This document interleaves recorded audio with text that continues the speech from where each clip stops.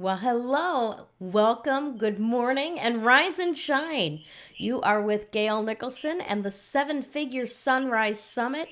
I am so happy this morning to bring to you this gentleman from Crossed Industries. His name is Chaz Hickcox, and he is also with Outfitters. So, thanks so much for joining me this morning, Chaz. How are you doing today? Oh, we're doing good. We're doing good, Gail. Thank you for having me. Absolutely. It looks a little chilly there now. As we're recording this is December. It's probably going to be even more chilly by the time people are watching this in January. Where are you Oh at, yeah, and how cold is it? we're in Jacksonville, North Carolina. We got a cold front coming through. It was roughly low 30s this morning. Mm-hmm. Um, Everything was pretty iced over. It's yeah, typical coastal Carolina winter. Nice. Very nice. Now, what base are you near? Are you near Camp Lejeune, or is that further south from you? Nope, yeah, it's Camp Lejeune is about 10 minutes behind me. Awesome, awesome, awesome stuff. My son and my son-in-law and my daughter were out there for a couple of years. So yeah, North Carolina winters are actually kind of milder than you'd expect a lot of times. So enjoy it while you can. Yes, ma'am. So I know that you are a military person, veteran, I hmm assume, Navy or Marine? Marine Corps. Marine Corps. Thank you, sir, Yeah. for your service. Marines are family to me. So, what started you on this entrepreneurial path, though, that you've been developing with Crossbone Outfitters and Crossed Industries? Um, Really, it we were stationed down in Miami with a component of U.S. Southern Command, and quite frankly, I was doing a lot of fishing and a lot of that sort, and I was doing it on a more amateur level, and I was gaining some sponsorships, low level stuff, nothing too big a deal, and it was getting to the point where I was doing a lot of work for a lot of other people, and I figured out I could probably do the same amount of work and benefit myself at the same time. Um, in addition to that, if you've never spent any time in Miami, it's a really interesting place. Very diverse, very much a very Latin culture Mm-hmm. down there, um, and unfortunately, if Spanish isn't one of your languages, it's really hard to get a job. And since my wife didn't speak Spanish, um, she was really struggling to find work. Um, and since she had a degree in computer science, it kind of made sense for her to build us a website and then base it off of what I was pretty much already doing anyway. Mm-hmm. So we got that started off with Crossbone Outfitters at in the beginning of uh, what was that 2017, Okay. and then we built from there. A lot of hard lessons learned at the beginning. I'm a Marine, so it's transitioning, like doing business stuff at first was not necessarily second nature. It is a different world, isn't it? Yeah. Um, I I remember going to my day job and thinking, man, this is so easy. It's something I'd been doing for the better part of 20 years, and it was just second nature for me to do whatever the work I was doing, yeah, down there for Southern Command, and I'd go and try to make the business stuff work, and it was like this is like pounding my head against the wall. I mean, Hmm. it was easier doing military stuff for me, just because it had been so ingrained. That makes sense. Absolutely. But you seem to have pushed through it really well. What did it take for you to reach that two comma club milestone, if you will? Um, well, it took a lot of persistence. I mean, that's number one. You got to keep at it, and it's frustrating to say the least. Mm. Excuse me. Extremely frustrating at times. You know, it's military mindset. You're so used to, you tell people to get something done, they get it done, or there's consequences. I mean, when you have an online business, you have people working with you and for you and all this other stuff. You tell them to get it done, and they don't get it done. What really are the consequences? Mm-hmm. I mean, they don't work for you anymore. I mean, and you're left holding the bag of what they didn't accomplish, right? So that was frustrating. And you don't have a solid chain of command. And businesses have chains of command and stuff like that. But it's not as ironclad and concrete. So Well, yeah, and that makes it a lot of sense because especially with an online based business, a lot yeah, of times your support staff is not in the same building with you. sometimes they're not even in the same state. Right. Exactly. So it's not like there's going to be a sense of discomfort because the boss is on the floor, you know, kind of Right. thing. So how do you create a sense of accountability and integrity with such a patchwork of support staff, some of which may not have the same military training mentality of do the job that needs to be done because there's people depending on you type of mindset. How did you manage that? It really was going through a lot of people, to be frank with you. A lot of people, you can cuss it out, told how horrible a person I was because I didn't like the way they were doing something, or you're gonna get the personal attacks because you say, hey, you suck. I'm sorry. You got to go. And then you'll get attacked personally. And there's plenty of that. And struggling with that, I had to go through. And you're like, what the hell? And it's going up and down, all over the place. But I mean, you have to. People think you're being able to rely on, and then all of a sudden, they got ulterior motives, and then you find that out the hard way. Mm-hmm. Then you got to get rid of them, and then when you get rid of them, oh my God, the world's over.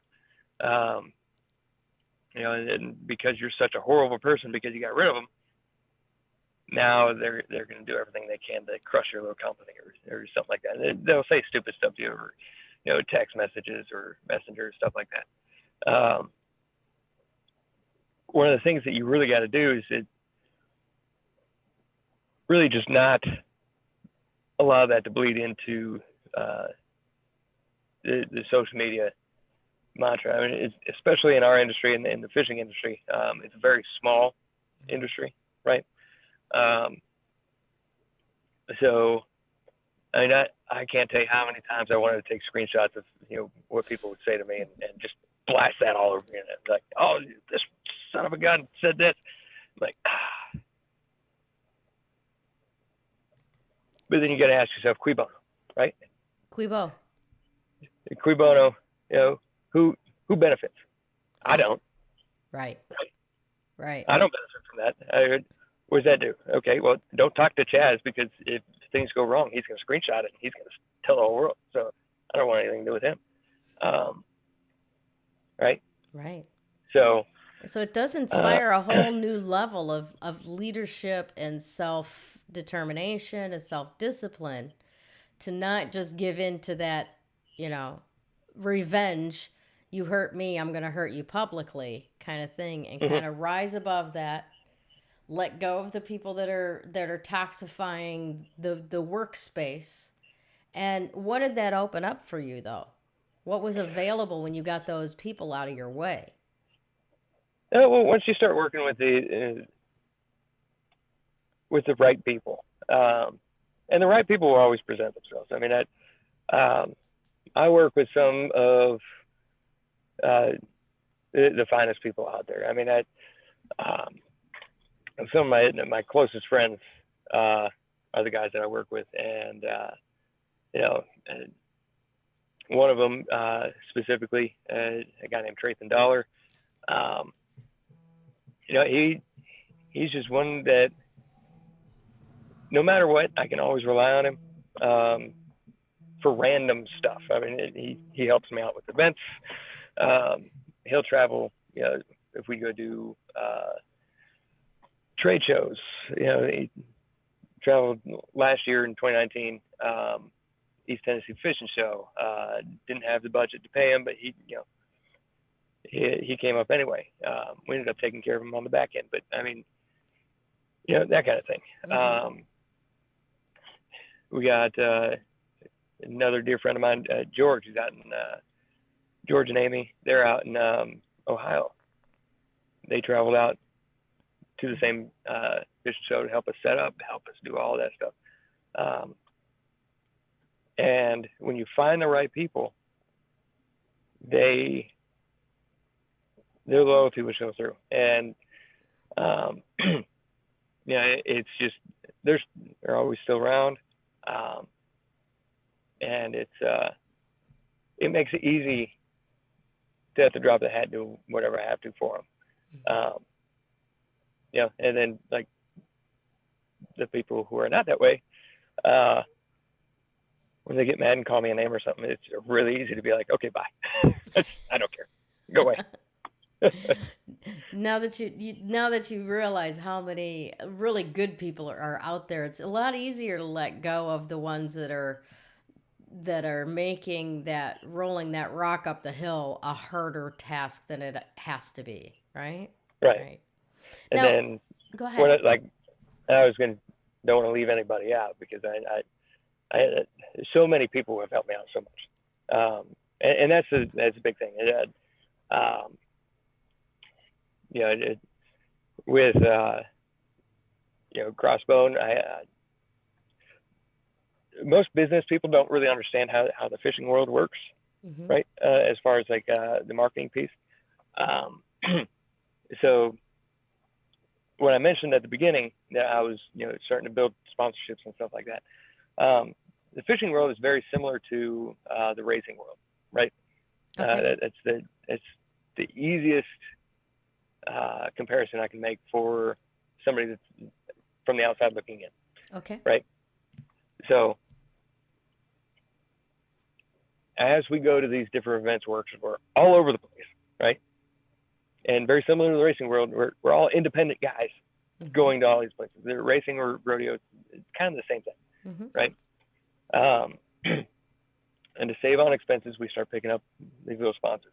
These sponsorships or partnerships, as I prefer to call them, they can be anywhere from a percentage of discount on gear, or it can be a actual paid sponsorship. It varies on what level and what amount of responsibility you have towards the company and so on and so forth, mm-hmm. right? But at the end, the entire purpose is to save on the cost of competing, right? Right. And what that does for the companies, obviously, is it gets a local face for the company in front of the local guys that they normally would not reach on such a personal level. Mm-hmm. So in the business world, it's micro influencers on a very large, massive scale. Okay. Right. Mm-hmm. So that's what we have all over the place. So I have people that manage that because obviously that's a beast all in itself, mm-hmm. right? Right. So I got a guy on Facebook. He goes by Tango Victor, and that's Tommy Vic is his name, and he's an Army veteran over at Fort Bragg, mm-hmm. and he has helped me out immensely. And then finally, out in California, I got Scott Cavan. He runs it for Cross Industry. And honestly, without Scott, oh my God, I'd have been lost in the last year.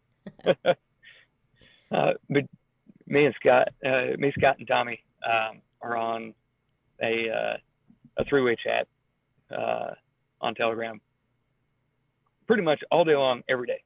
Yeah. Wow. Awesome. Constant communication. And that's really what it takes, because it really comes down to having that personal feel throughout, right? Right. And that's just a tiny little piece of it. And then building from there, having the right product, having the right marketing plan. So, I mean, while that's a big piece of the marketing plan, right, putting a personal touch, we're still required to do marketing and do advertising. Our return on investment from, our promotional staff is, it's all right. It's not the greatest. I do think it probably could be better if I was able to work it on a more full-time basis. Unfortunately, the Marine Corps. Yep. They've got dibs on full-time right there. Yeah, they do. But, excuse me. But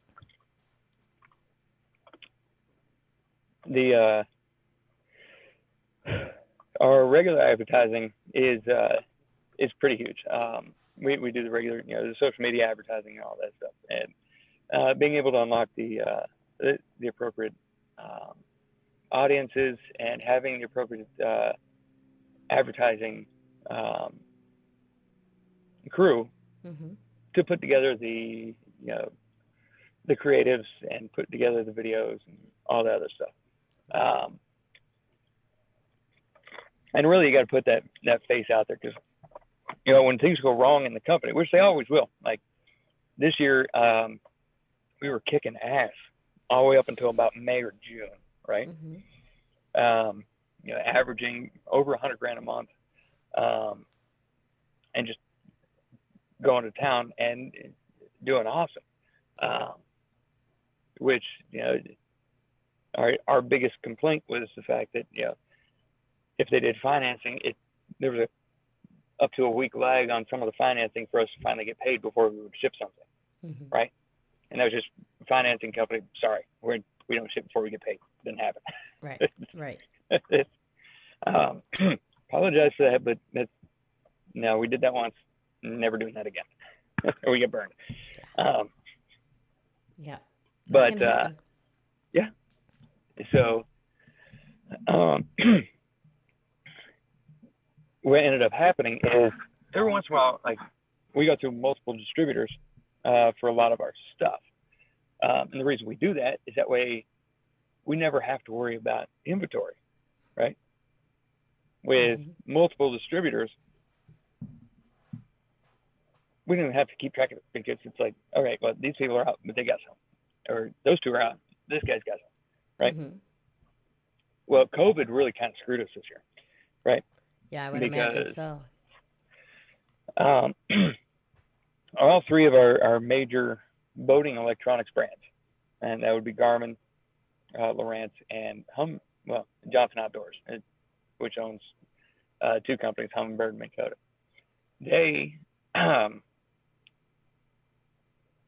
They all three had some sort of factory shutdown this spring, right?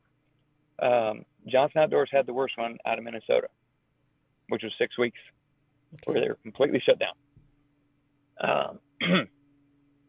In addition to that, when they did go back to work, they could only work at 50% capacity with 50% manpower. So, whereas, Garmin, Lowrance, they went back to full work. Bam, they filled it back up on all their back orders, filled everything out, got their production back up to where it should be, and we really haven't had a production problem, right?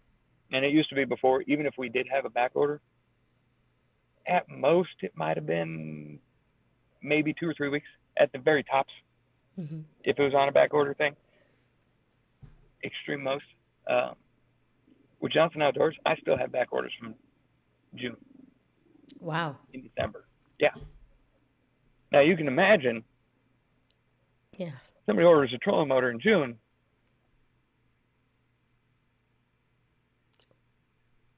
Jazz, we lost you. There you go. You're back. Yeah, you forgive me. Somebody tried to call him. Gotcha. Yeah, But so yeah, if I'm ordering something electronic for fishing in June, I'm gonna want to use that for my 4th of July weekend. absolutely. You know, not There, Christmas. yeah, there's no question about that. Um, so, we have estimated delivery times and whatnot from Johnson Outdoors. So they're like, okay, 2 weeks. And that's what we tell the customer. Hey, back order, about 2 weeks. And for the last years, that's been pretty accurate, right? 2 weeks turns into a month. Like, well, this sucks. Turns into 2 months. Turns into 3 months. September, I'm calling Johnson Outdoors. I'm like, what the hell? What's going on? Well, see, what they did was instead of boosting production to try to refill those orders, they decided to go and manufacture a knockoff product because somebody else's patent was up this summer and they really wanted to get out. And then they won an award at the International Fishing Show this summer. Wow. For that knockoff product as the best new product, right? Yeah. And then they launched a new generation of fish finder and a brand new line of fish finder.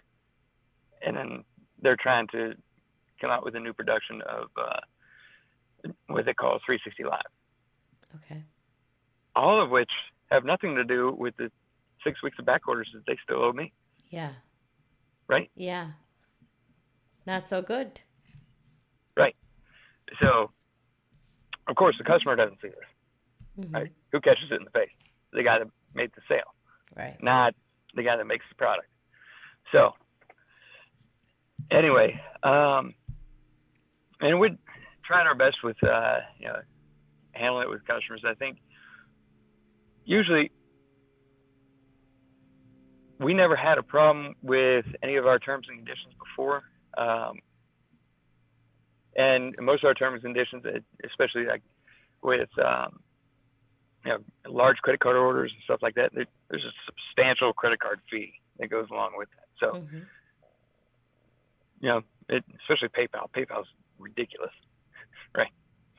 So, order cancellations, we charge a small cancellation fee to cover those non-refundable fees. Well, oh my God, we got lambasted all summer for that. It's like, yeah, but as part of the terms and conditions. But I mean, I could sit here and get mad at the customer all day long. They're not wrong. They wanted their stuff when they wanted it. Right. I'm not mad at them. So if that's the only thing I could really recommend to anybody is you got to review those things. And when customers get mad about terms and conditions, you can't get mad at them back, but you have to, it is what it is. Right. And it is a difficult pickle to be in because, I mean, I can't tell you the last time I read through my terms and conditions on anything that I've signed up for, and it's not dumb blonde mode. This is not going to make sense to me anyway. Click, let's go. Right. But yeah, as a business owner and you've got certain particular products and things like that type of thing, when the terms and conditions are there and somebody's complaining in spite of it, you can't just go to them and go, look, you didn't read it. It's not my problem. This is, you've got to be kind about it to a certain extent, correct?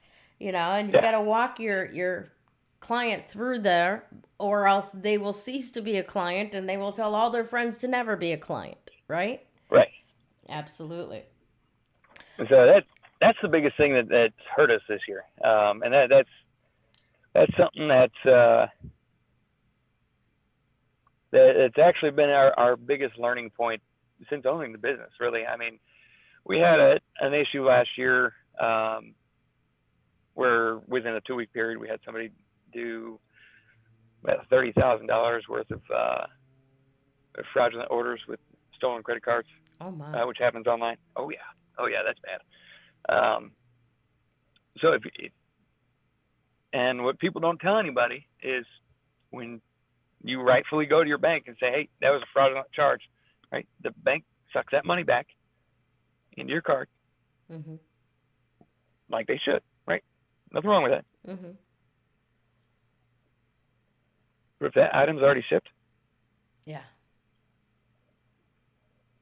the thief gets their stuff, you get your money back, the company foots the bill. Yeah. So that hurt us pretty bad last year. So and these are the two biggest growing pains that we've had. Since then, we use a third-party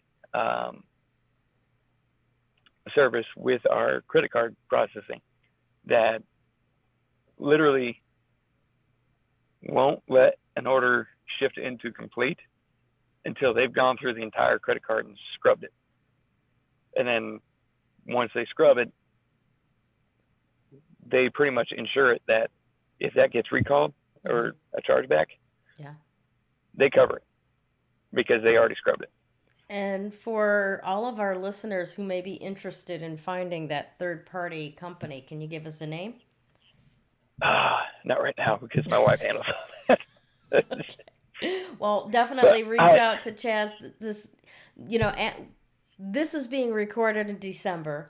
You'll be showing up for the live Ask Me Anything this afternoon in January. So between now and then, your assignment, sir, is to find out the name of that third-party service from your wife. Yes, ma'am. Awesome. Awesome. She handles everything online. That's phenomenal. All right, now let me ask you this. What one routine, ritual, practice, process would you say that's the reason why I'm as successful as I am right now?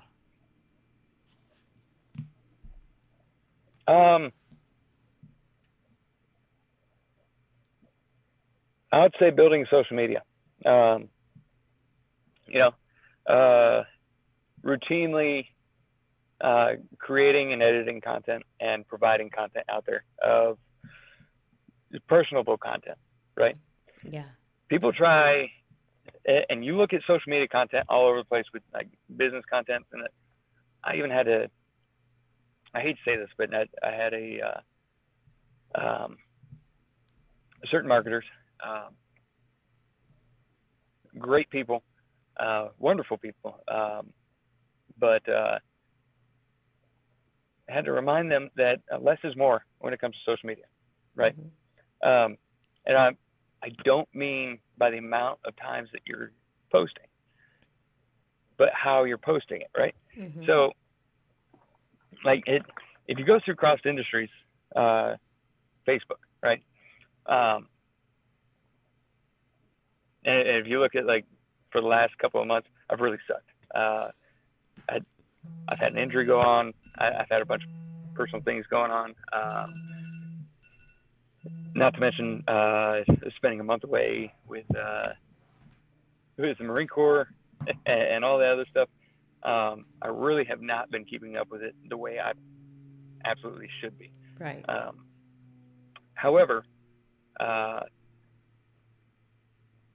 if you look at it leading up to, say, about May or June of this year, right? You see I'm posting every day, usually a couple times a day, stuff like that, right? And you're getting a sense of a personality that's behind the page, but there's not a whole lot of words in the posts. I don't, if there's going to be a whole lot of information sharing, turn the camera on and start talking to the camera. Great point. Don't put it in written word because nobody's going to stop and read it. Nobody stops and reads written word anymore. Turn the damn camera on, start talking to them, and be a human to your audience. Because, and we say gone are the days of small business shopkeeper that everybody loves to talk to. That that's not true. Everybody wants to see that small business shopkeeper that everybody wants to talk to, except for they're going to see it through their phone or whatever device they're using. Right. They're just not walking into the store. And with COVID, they can't walk into a store right now anyway. So. Right. You got to do what you can do. Right. I like that. I'm kind of surprised though. I'll be honest. I would have thought that you'd said listening to your wife. No, that just gets me through life. Right. Hope you see another day. So then what did you specifically stop doing? Like, you know,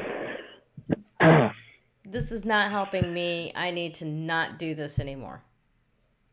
um, a lot. Uh, let's see.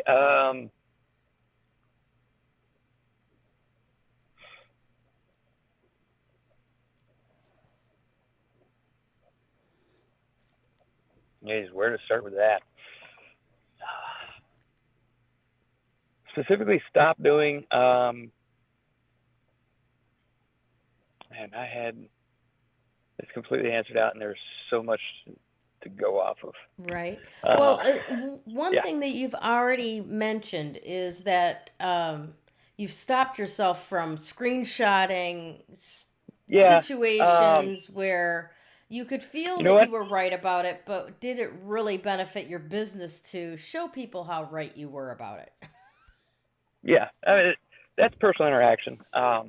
This is really where I wanted to go with it. Um, really, I stopped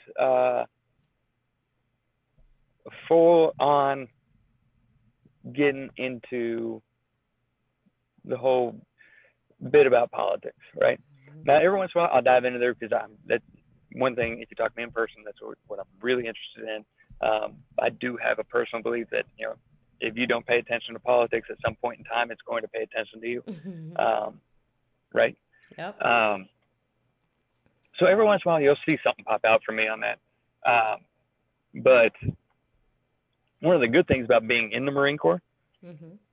is we have a very strict political policy about politics on social media anyway. Right. So even if I wanted to, I really can't dive into it the way I would probably want to. Gotcha. Um, so, but I see some of my fellow business owners whom I have massive amounts of respect for, right? Hmm. And they dive into this whole politics thing, and let's be real here. I mean, any kind of conspiracy theory, left, right, up, down, center, backwards, forwards, who gives a damn? Hmm. They're not making any of us any money. That is I mean, true. That is whoever true. occupies the White House really does not care about cross industries. It doesn't matter. Hmm. I mean, at the end of the day, they don't. But will one of their policies be better for small businesses than the other? Sure, and that's always going to be the case. Um,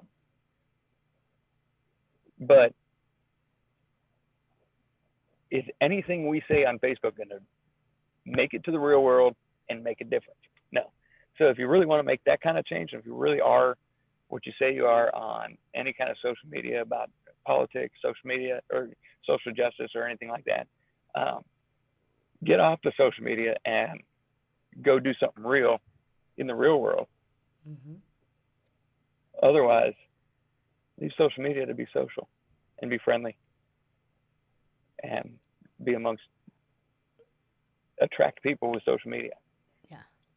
That's very good advice. Very good advice. And in fact, even just this morning, as I was perusing through my Facebook feed, um, a vast array of different types of groups that I've cultivated over the years. Mm-hmm. Um, so I've got like all kinds of different political leanings that are, in my feed. But Right. this morning, I went through and I spent 3 minutes just putting on snooze for 30 days. Anybody that was complaining about vaccinations, just because I don't want to hear it anymore. You're going to do or you're not going to do whatever it is that you're going to do or not going to do. This echo chamber of this is my opinion and everybody else with the same opinion gets to be with me and anybody who doesn't have the same opinion gets to go to hell is not helping us at Yeah. all. I mean, when did we as Americans go to that anyway? I mean, I don't even understand that. Yeah, we could have a long conversation offline about that. Trust me, Yeah. because we're not so far different, I'm sure.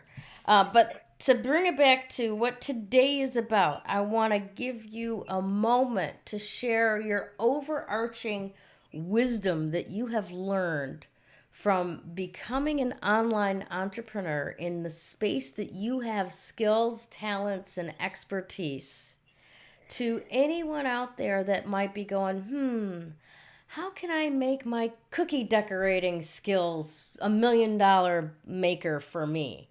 So, what is your wisdom on taking what it is that you love and transforming that into what gives you your living?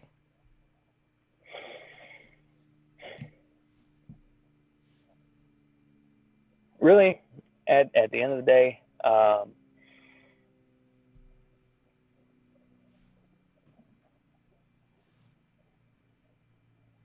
being able to go to people who are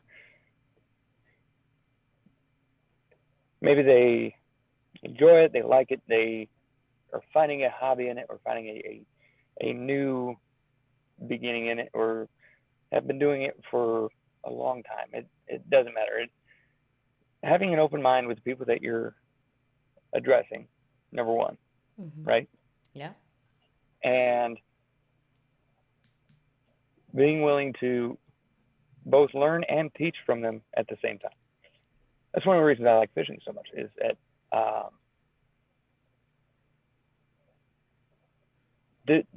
it's a practice, 100% a practice. There is no, we're dealing with a wild animal that makes up its own mind based on a myriad of conditions, right? Mm-hmm.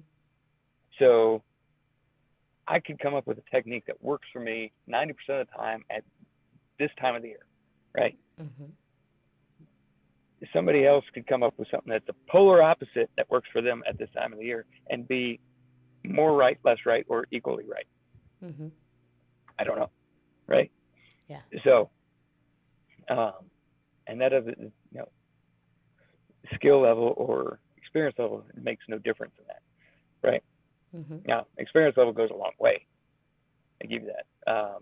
Just understanding what the fish are, what the fish are doing, so on and so forth. When it goes to other things with the spacely sprockets out there, right? Right.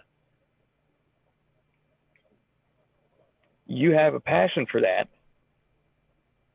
There's a reason you have a passion for that. The sheer fact that you have any kind of audience whatsoever says that they have somewhat of an interest in it. Your job now is to turn that interest into a passion through you. Mm-hmm. Not necessarily to sell it. You'll end up selling them shit, trust me. But if you are the catalyst from them going from zero to hero on that passion, Mm-hmm. then when they're doing the thing that they are now passionate about, they will always be thinking about what you got them doing. Yeah. So, be the leader, be Yeah, the pretty much. catalyst. That's beautiful. I love it. Any final thoughts before we send our seven figure seekers on their way for the day?